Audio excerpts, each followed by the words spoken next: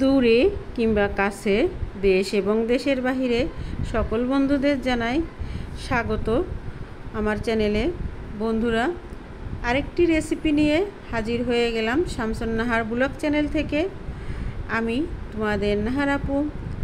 তো আমার আজকের রেসিপি আলু আর চুই ঝাল দিয়ে গরুর মাংস। বন্ধুরা, স্কিপ না করে একটা লাইক দিয়ে অ্যাড সহ ভিডিওটা দেখার অনুরোধ করছি।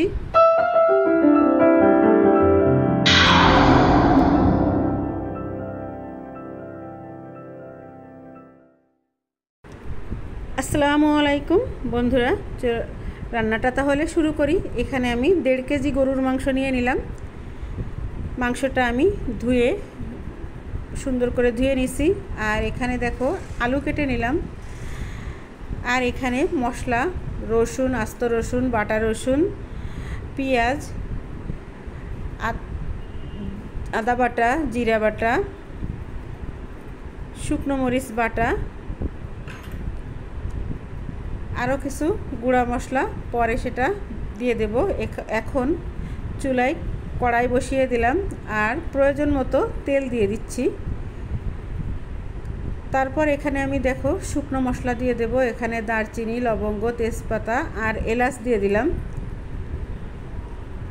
এখন এটাকে ভেজে নেব সুন্দর একটা ফ্লেভার বের হওয়া পর্যন্ত। তারপর দিয়ে দিলাম পেঁয়াজ কুচি, রসুন বাটা আর কিছুটা আস্ত রসুন দিয়ে দেব, জিরা বাটা,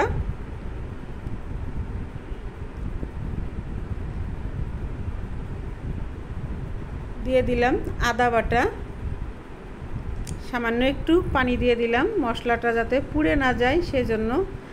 প্রয়োজন মতো শুকনো মরিচ দিয়ে দেব। যে যেমন ঝাল খেতে পছন্দ করে সে সেভাবেই দেবে। দিয়ে দিলাম ধনিয়ার গুঁড়া।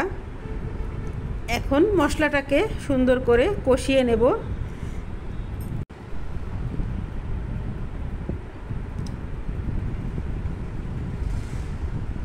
মশলাটা কষানো হয়ে গেলে দিয়ে দেব মাংস। বন্ধুরা, এখানে আমি অফ ক্যামেরাতে মশলাটাকে অনেক সুন্দর করে কষিয়ে নিয়েছি। মাংসের মশলা যতটা বেশি কষানো হয় তত বেশি টেস্টি হয়। তো এখন আমি দিয়ে দিলাম প্রয়োজন মতো লবণ। এখানে বন্ধুরা আমি মাংসে কিছুটা লবণ মেখে রাখছিলাম, এতে মাংসের স্বাদ বেশি ভালো হয়, লবণটা মাংসের ভিতরে ঢুকে যায়। তো মাংসটা কষাতে কষাতে কিছুক্ষণের জন্য ঢাকা দিয়ে দিলাম। মাংসটা যত বেশি কষানো হবে তত বেশি টেস্টি হবে।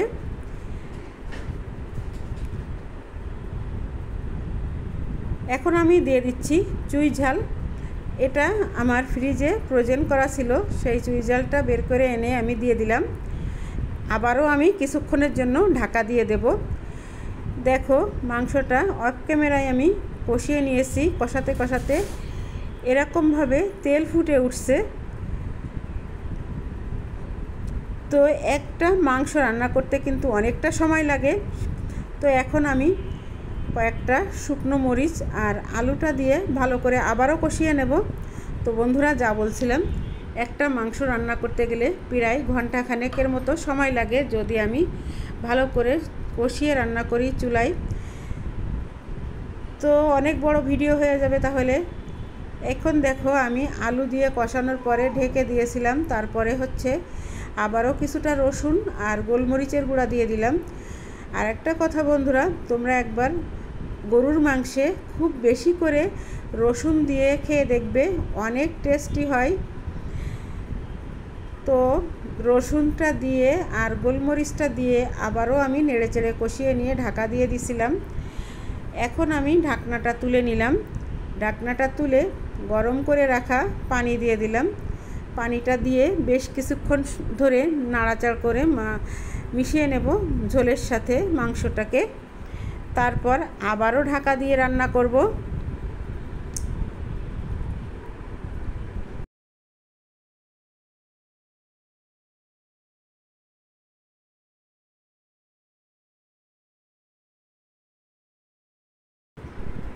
বন্ধুরা, আমি কিন্তু এখানে মাংসটাকে খুব বেশি গাঢ় করে রান্না করব না, আমি পাতলা ঝোল করে রান্না করব।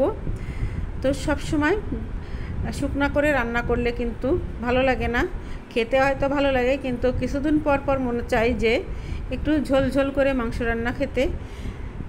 তো আমি আজকে চুই ঝালের মাংসটাকে একটু পাতলা ঝোল করে, আর আলু দিয়ে রান্না করলে একটু পাতলা ঝোলই ভালো লাগে, আলুটা খেতে কিন্তু অসম্ভব স্বাদ লাগে। তো এভাবেই আমি ঢাকা দিয়ে রান্না করে নেব। এখন আমি ঢাকা দিয়ে দিলাম। আবারও বন্ধুরা আমি ঢাকনাটাকে তুলে নিয়ে আবারও নেড়ে চেড়ে দিব, আবারও একটু নাড়াচাড়া করে আবারও কিছুক্ষণের জন্য ঢেকে দেব। তো এখন দেখে নিলাম আলু আর চুই ঝাল সিদ্ধ হলো কিনা। তো আরও কিছুটা জাল আমার এখানে লাগবে, এজন্য আবারও আমি একটু ঢাকা দিয়ে দিব, নেড়ে দিয়ে তারপরে আবারও কিছুক্ষণের জন্য ঢাকা দেব।